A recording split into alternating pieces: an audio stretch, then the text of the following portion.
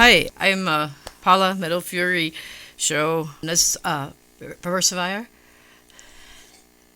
I'm I'm Perversifier. I'm not Vestal. It was written Vestal in the title. This is our singer, so that's not me. I am Perversifier, the The guitar player and founder of the band.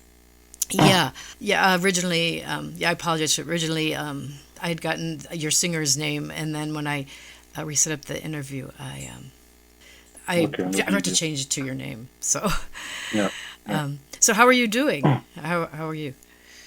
I'm good. Just back from vacation this morning. So, I connected yesterday because initially the guys from Season of Mist told me it was yesterday. So it's a big, big mess, this interview.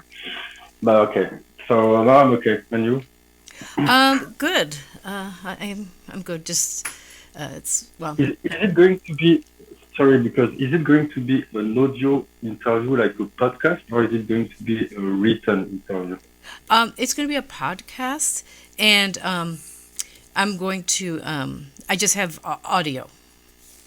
Okay, okay. Yeah, Okay, I just good. have audio on my show, and it will be on. I have YouTube, and then my through my podcast sites and all of that. So, Okay. so I'm hoping this is the website. If for some reason I'm hoping we don't get cut off, I will reset something for you for this how this works. Okay, for the Zoom because I set it for a certain time limit, so I don't want it to cut us off. Yeah. Yeah. So anyway, I know you have a brand new album out. The band does. So I want to talk a lot about the band, the album, since it was the first album out in a long time, right? Since 2017. Hmm. I was listening to I know your previous album that came out. Oh, is it Megaphilia? Hmm. Yeah, the sound from the new album is different.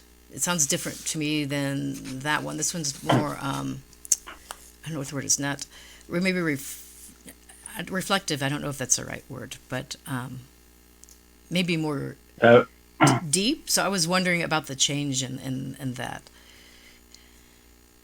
we've been to a different studio. In fact, we have decided to change the recording studio and the studio engineer. So for this album, um, because we wanted to change some things that we didn't like in the Omegaphilia sound. It sounds good, Omegaphilia, but still you always want to improve and to fine tune your sound. And we believe that this new studio that we have chosen would be more, let's say, more able to coach what we wanted to achieve. So we wanted to have something more. It's difficult to explain. Explaining sound with words is always difficult, but we wanted something to be at the same time quite raw, quite dirty, but also quite modern. And we have quite a rich music with many layers of guitars, sometimes three, four layers. So we wanted the listener to be able to hear everything, every little detail very clearly, but still with a kind of aggressive sound. So it's not so easy to achieve. And we already knew Saint Mark Studio where we went because he recorded many bands. So we decided to give it a try and to explain him what we wanted to achieve. And it looks like he fully understood because the result is really uh, according to our expectations or even maybe better. So yes, that's more or less the magic of the studio guy and also the vision we had for this album. So the sound is a bit different, not so different, but different for sure. And that was on purpose. That was what we wanted to achieve.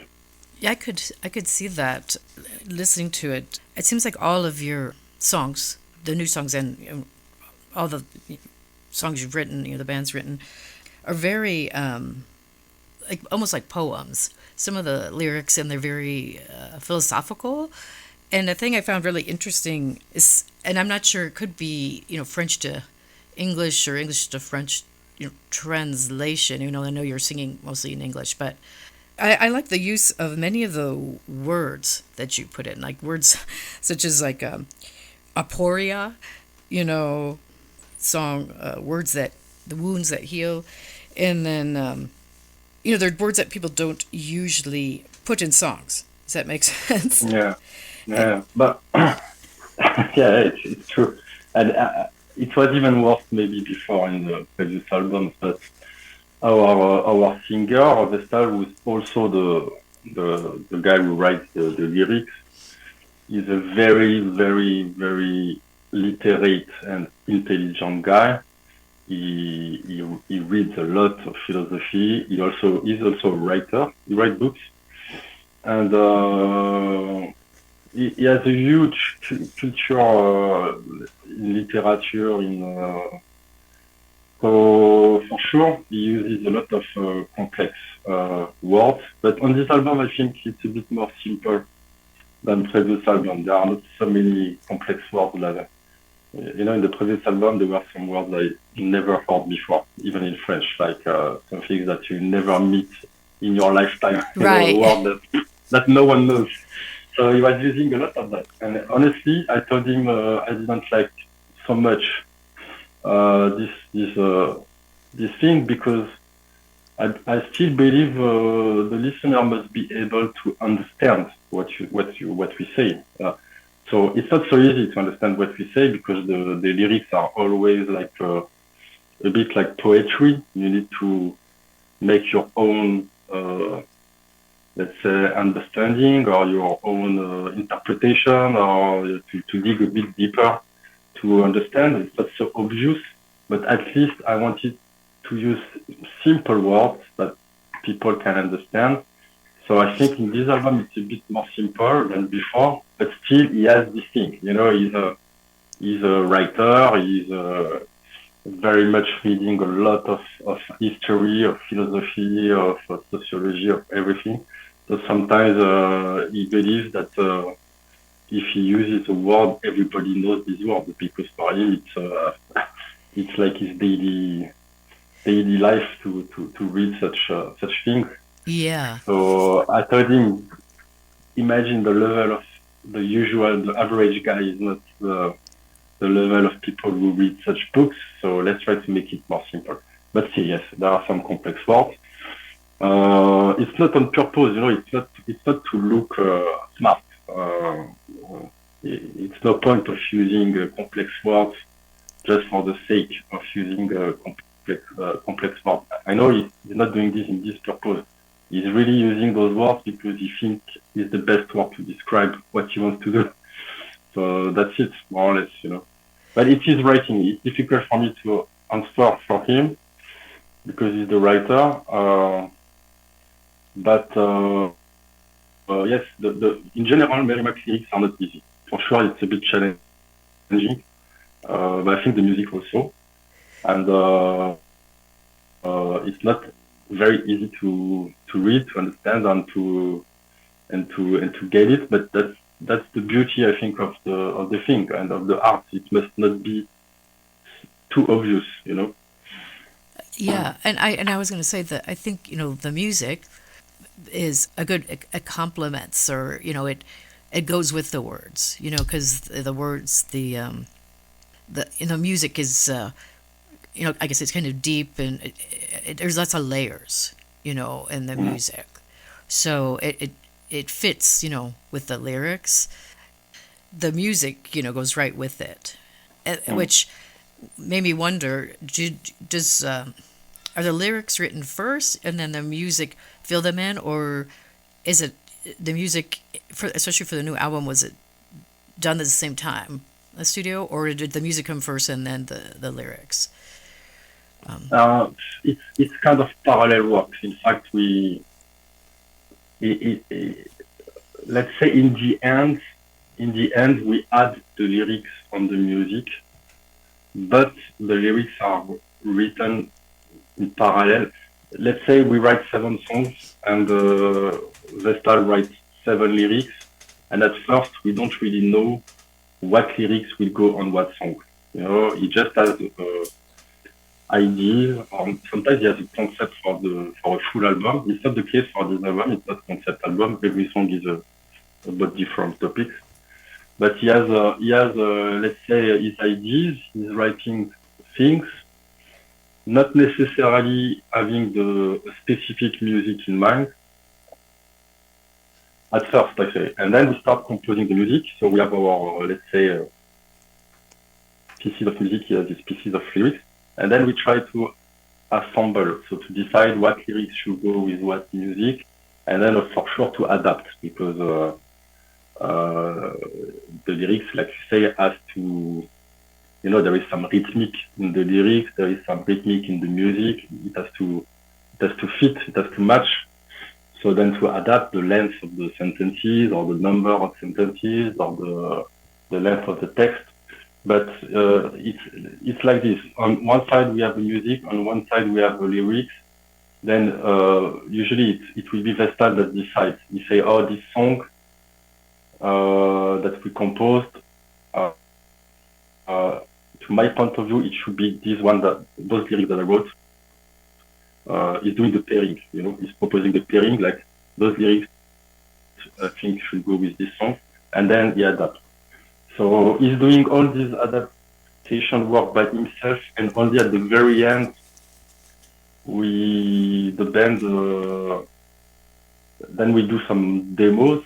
But we always do a demo recording for all our albums, and then all the bands will, let's say, give his opinion about every word, every sentence. We are a very, let's say, what can I say? We are very picky. You know, we don't like everything that we do has to be perfect. So we will review, let's say, everything. If the lyrics match, if we should cut one word short or add one word, or the way the wording is placed in the rhythm and so on. We will do this work all together. So how to place the voice on the music, and so we do some adaptation when we do the demo.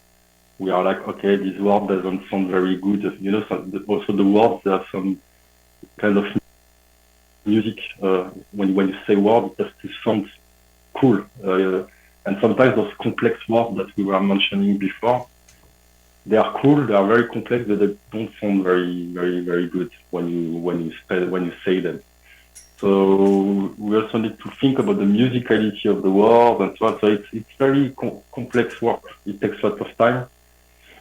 So yes, on one side, let's say we have a draft of lyrics, then we compose music, and then we try to make this draft match to a music by tuning this draft and by finalizing the lyrics when we have chosen the pairing.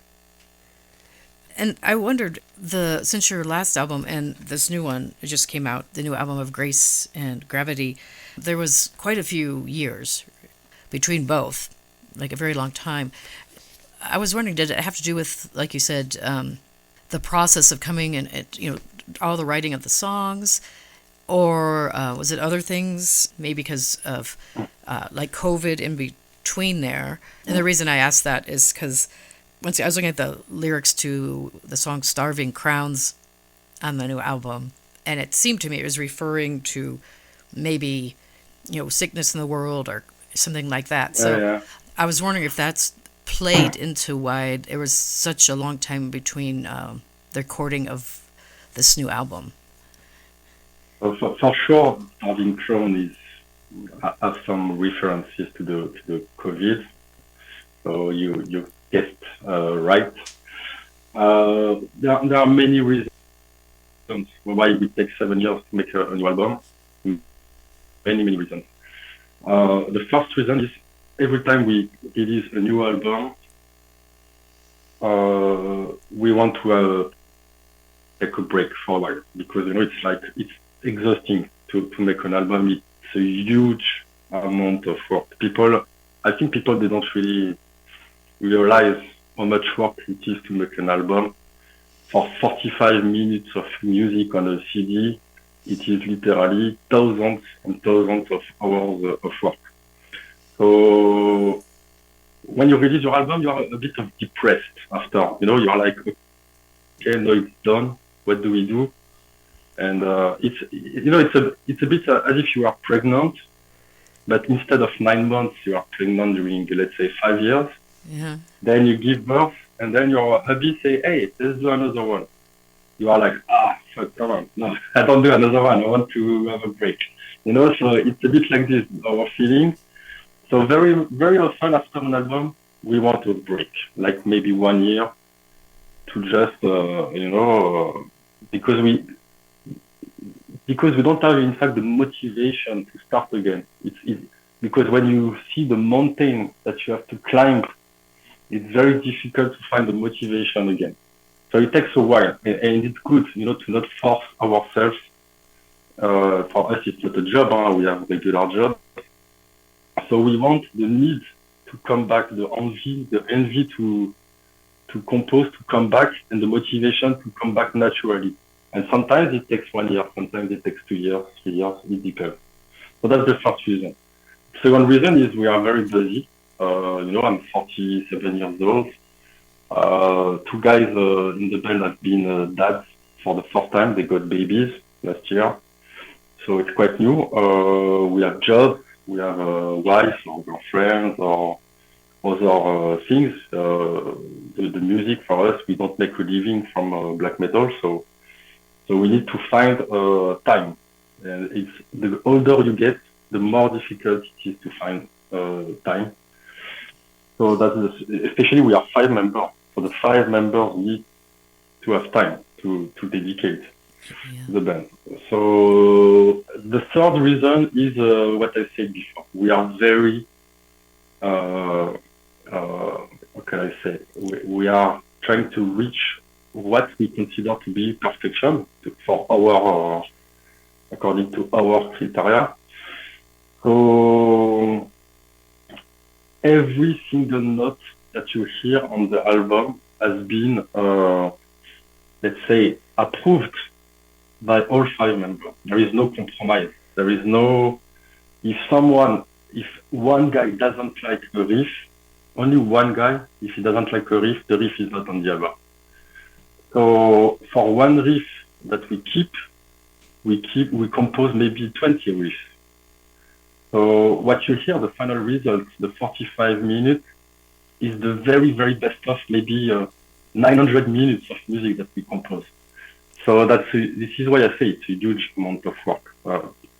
Because we don't want to release average music or, just okay music. We want to release good music, and we need to be very picky with what we compose to select the very best of our ideas, and that takes a very long time. So we prefer the quality over the quantity. So when I say a long time, in fact, it's like maybe 3 years, because we did, like you said, we started composing again intensively. During the COVID, we got some lockdowns here in France. So we were in a lockdown at home. And this is when things are accelerated. So for sure, we got ideas or riffs. One song in the album, the very last one, in Balmer's Wine, I composed 90% of this song maybe 10 years ago. So some ideas, sometimes they are very old, some riffs, they are very old.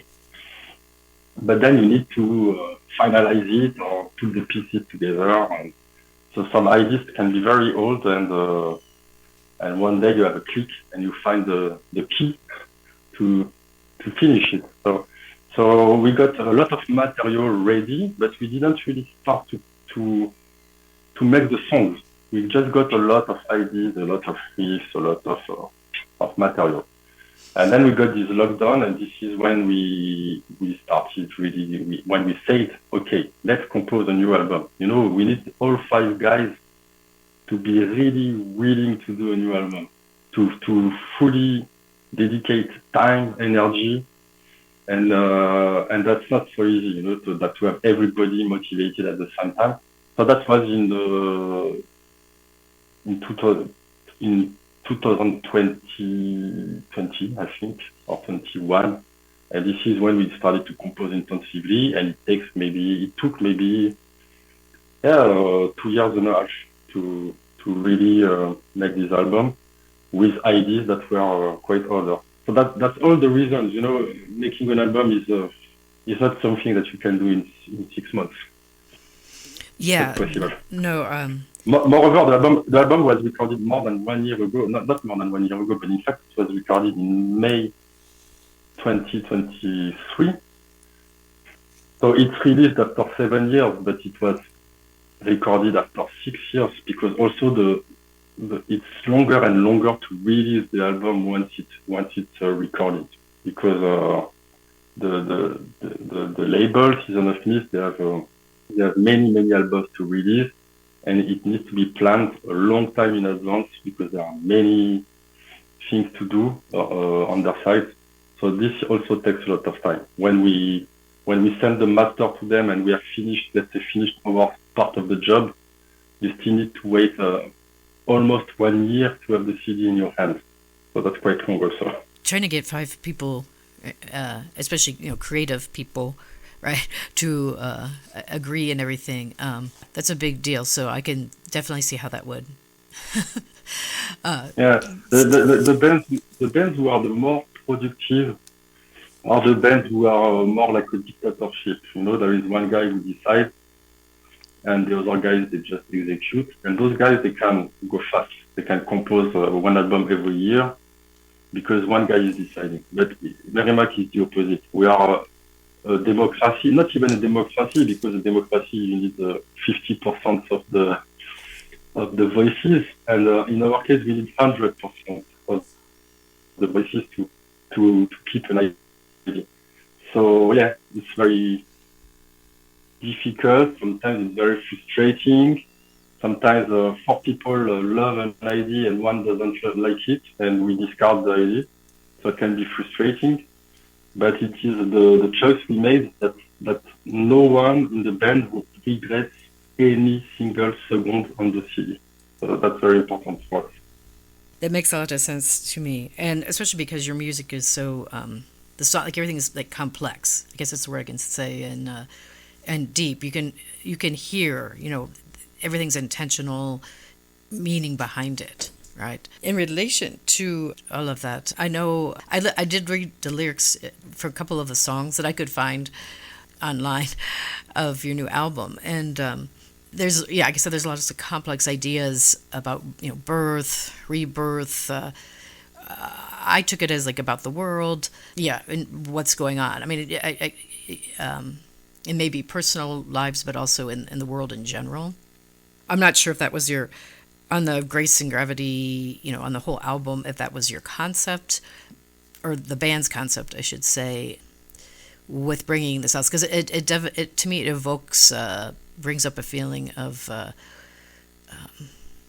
don't know, I guess it's kind of like contemplating things in the world, the cosmos, and man's place in it, and maybe things that we are doing wrong in the world. I'm not sure if that was, but that's what I've gotten from the album.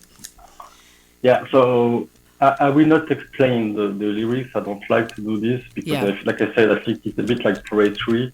Right. Poetry, you must not, when a poet writes, you will not give the text explanation. I think people need to read by themselves and make their idea. What I can say is originally of Grace and Gravity was supposed to be a song title. It was the title of one of the songs. So it was just one name among other names, song names. But then, it's difficult to find an album title, something that sounds a bit striking, a bit intriguing, a bit interesting. So we thought it was matching. So we made it the album title, and we renamed the song for another title, which is Under the Endless Spheres. Um, the lyrics, there are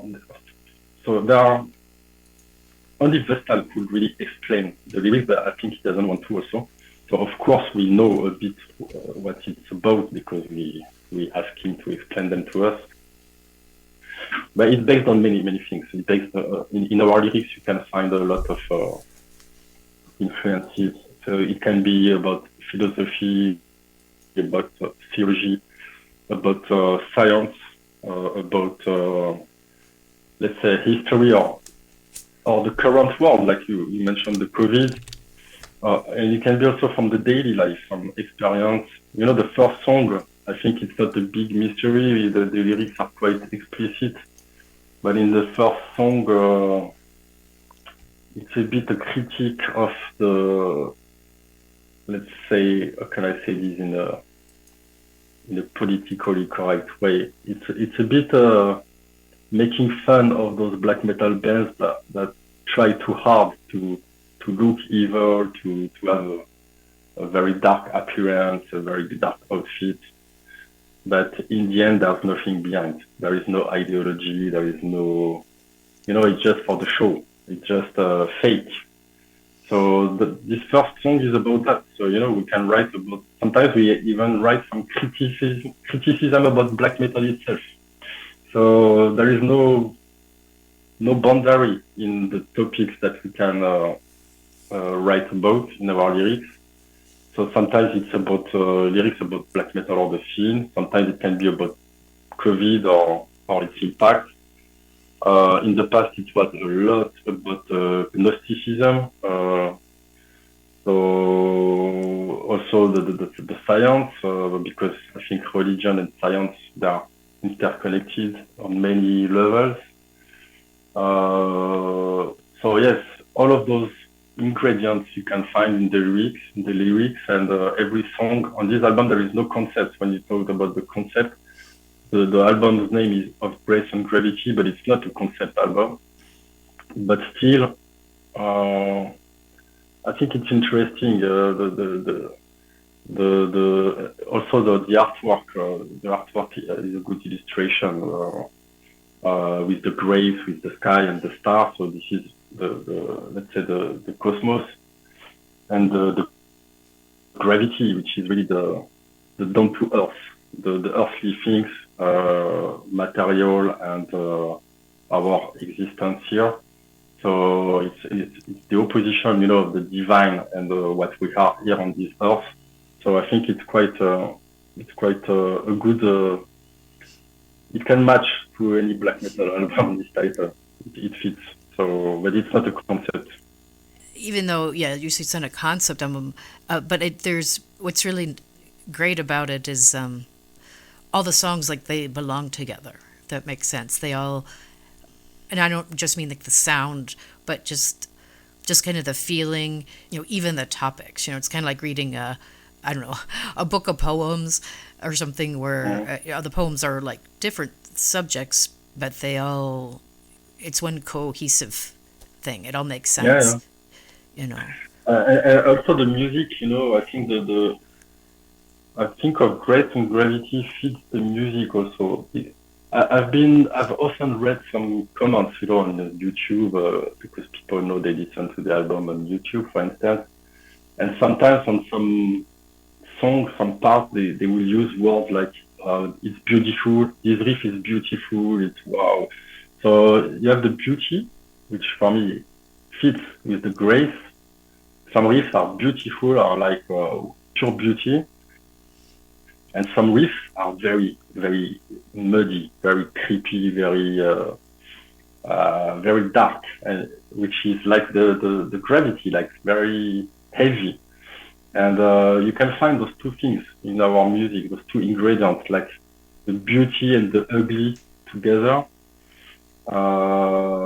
So I think it's a bit, this title also, it fits to an album has to be a full piece of art, so it has to match the artwork, the lyrics, the music, the title. Everything has to be coherent. It has to make a whole, a cohesive thing. So I think it works. Yeah. Yeah. Yeah, I like it I like it a lot. I like your other albums as well. And that's why I was like, it was very exciting that you had a new album coming out after so long. We try to not take 7 years to make the next one. Oh, yeah. Yeah. We used to have one out before then.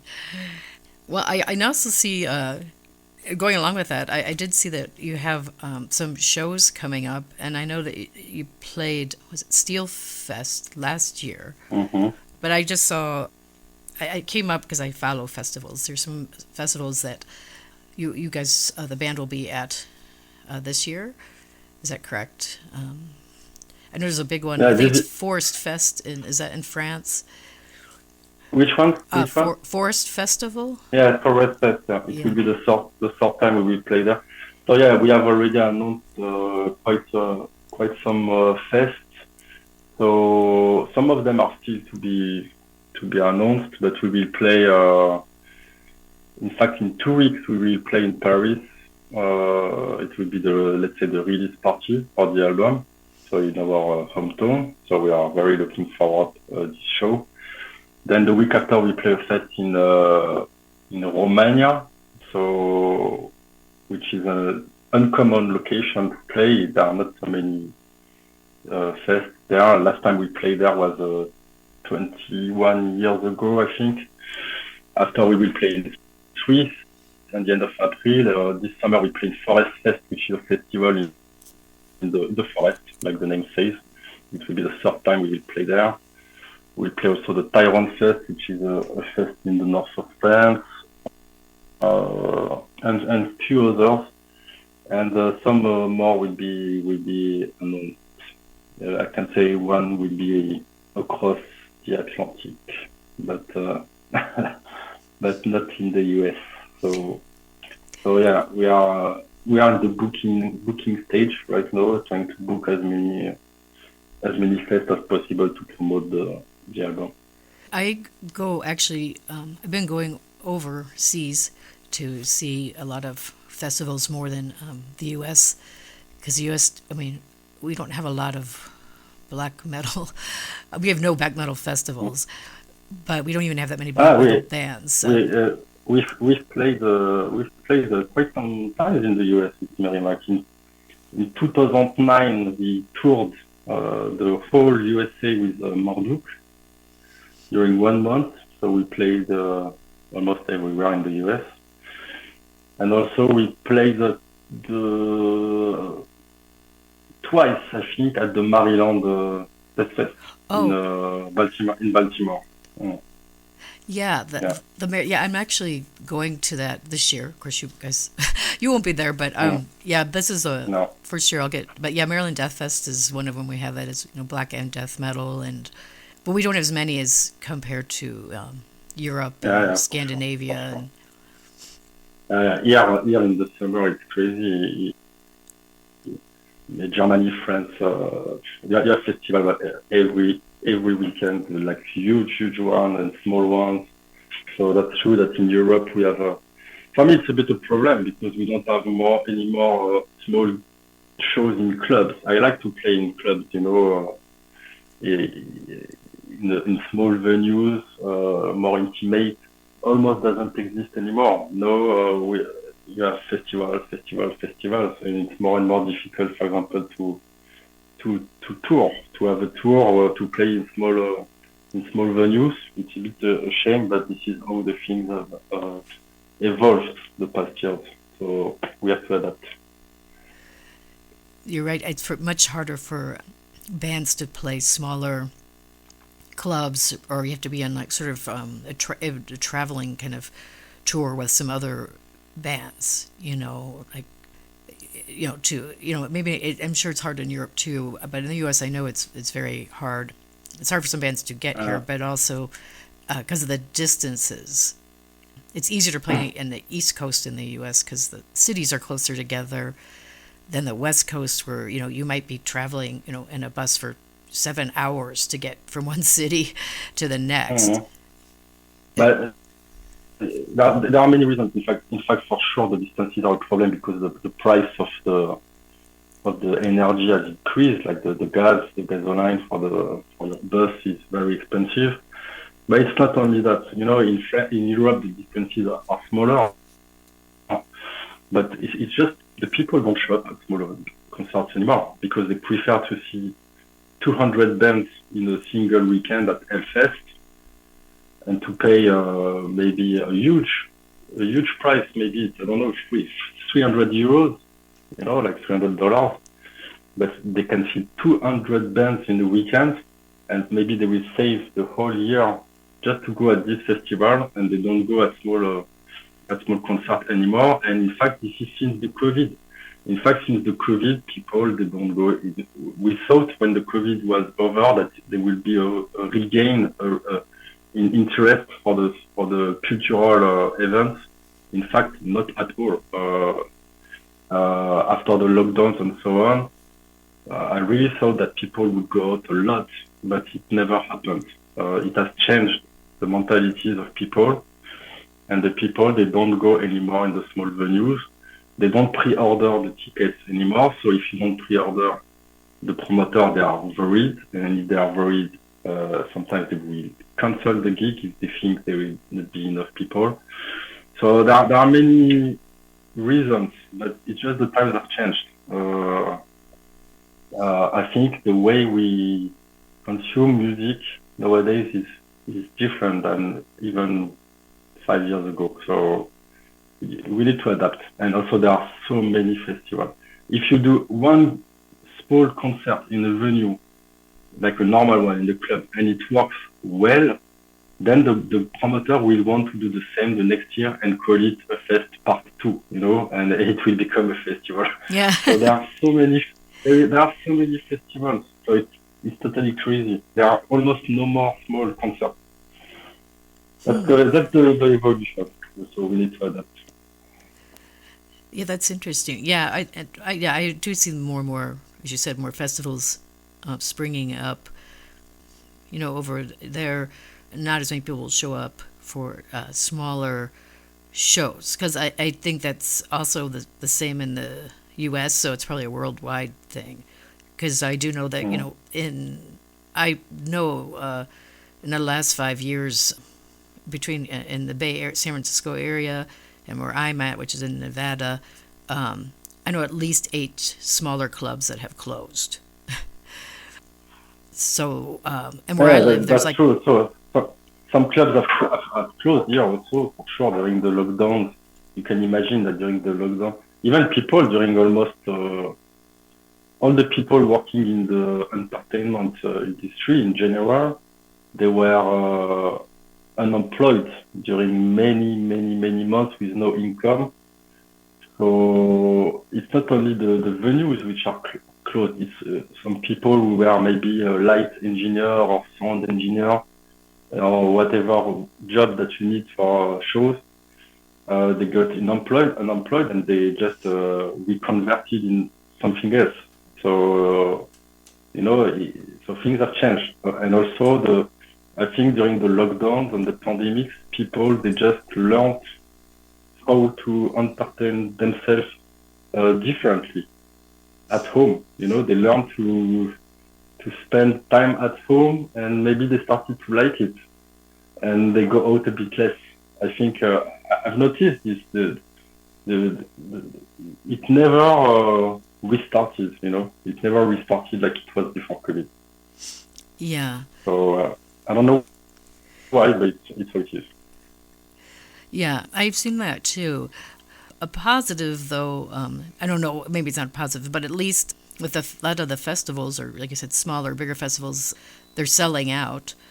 So at least people are, going to them. It would be bad if people weren't even going to the festivals, but it seems like Mm. many festivals sell out, and they're selling out in advance. So I kind of look at that as a positive direction. in some ways. It's positive for the public, but it's not so positive for the band For the because bands. first, okay, we play in front of a larger crowd, but that's the good point. We play maybe in front of thousands of people instead of hundreds. But the setback is the main income for a band like us is the merchandising that we sell at shows.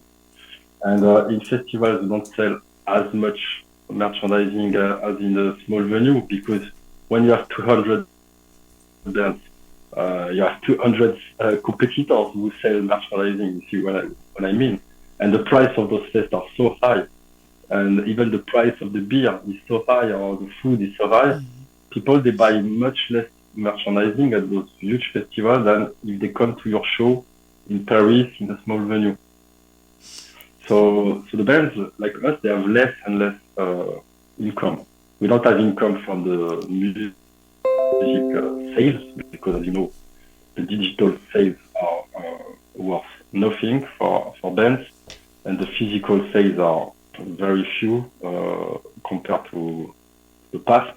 And then the merchandising is really how we can survive as a band. And in festival, we don't have uh, such a good opportunity to sell merch. We sell merch, but not as much as we will do during a tour. If we were doing a 1 month tour in small venue, then we could make some money and have and yes, it's important. Sorry to say it, but it's important to make money when you're a band because you need it to record the next album. Even if we don't pay for it, the label pays for it, but the label needs to get his investment back. If he doesn't get back, he will not pay for your next album. So yeah, it's not so good for the Yeah, band. This new trend of festival. well, yeah, I've heard about the merch, how some festivals bands have to pay a percentage of merch or something to the festival, and Yes, been to but somewhere. that's also the issue. The guys in festival they will take you 15% of your sales, which doesn't. But I think in the US it's common because when I toured in 2009 in US, there were already some value like racketing because for me it's really extortion that were forcing us to give them 15% of the sales. It was not it didn't exist in Europe, but now it's starting. Almost all venues start to do it. So the artists they are really the one who are fucked. Like in the music industry, the artist is really the one who earns the less money from the whole industry compared to the label, to the distributor, to everything. And this share of money, which is so little, it's less and less and less.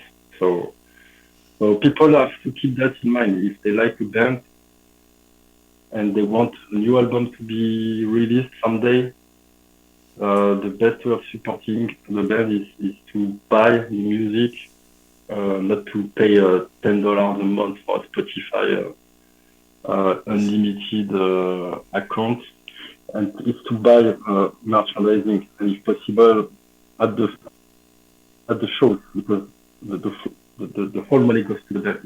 If you buy the T-shirt on the label website, the band doesn't get. Maybe we get 5%. So people have to be aware of that. It's not easy for a band to keep going for sure. Oh yeah, yeah. I always try to buy merchandise directly from bands or sites or from them. I've actually bought stuff from band members in person at shows and things, even extra things that they've brought with them. So I would definitely agree with that. There's a lot less money for bands and artists in general, musicians today. So with that, I'm glad you said that. I would encourage, and I always say this on my show, that people need to go out and support the bands directly. Go to their shows, Yeah. buy merch, buy actual albums or CDs, not just like you said, things off of songs here and there.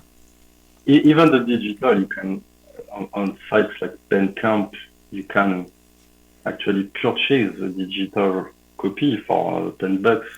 I don't know, but it's much different to purchase a digital copy than to You know, can you imagine you pay with Spotify, you pay $10 and you have unlimited music. It's totally crazy when you think about it. Yeah. Totally crazy. How do Yeah. you want to pay the artist? So yeah, it's the price of one album, only one, and you have unlimited music. So we need also to adapt to this because this is the way it is. We cannot do anything about it. But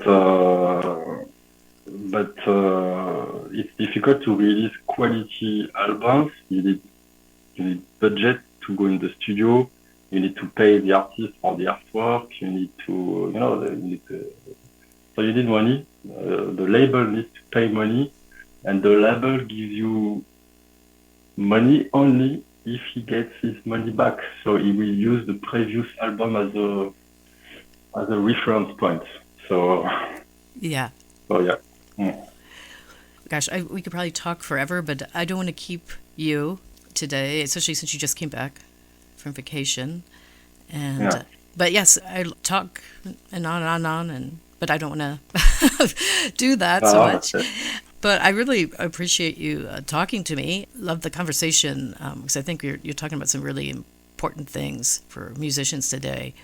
Getting out there and supporting the music so that bands, can keep playing and recording. And what would the world be without music? I think it's one of the most important things to support Yeah. musicians and artists, but it should be higher of importance in the world, and they should get paid Yeah. more than like some other, I don't know, professions, in my opinion. But that's a whole other Art is not discussion.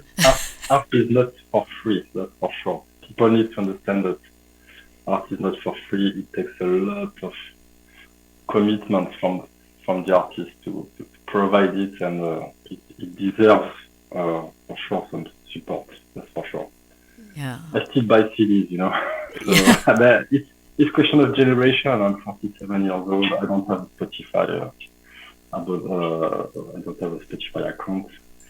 But the youngster, they are born in this world. So what can you do? yeah. That's how it is. Mm. Okay. Thank you for the interview. Anyway. Yes, thank you for talking with me, and yeah, and for the new album. I mean, for the whole band, really like it, and I think people, you know, hopefully more people will buy it after the interview, and I am playing music on my show, and hopefully that helps spread the word a little bit. Mm. Let's see. Okay. Thank you very much. Thank you. Have a great rest of your day. Thank you. You too. Bye bye. Bye.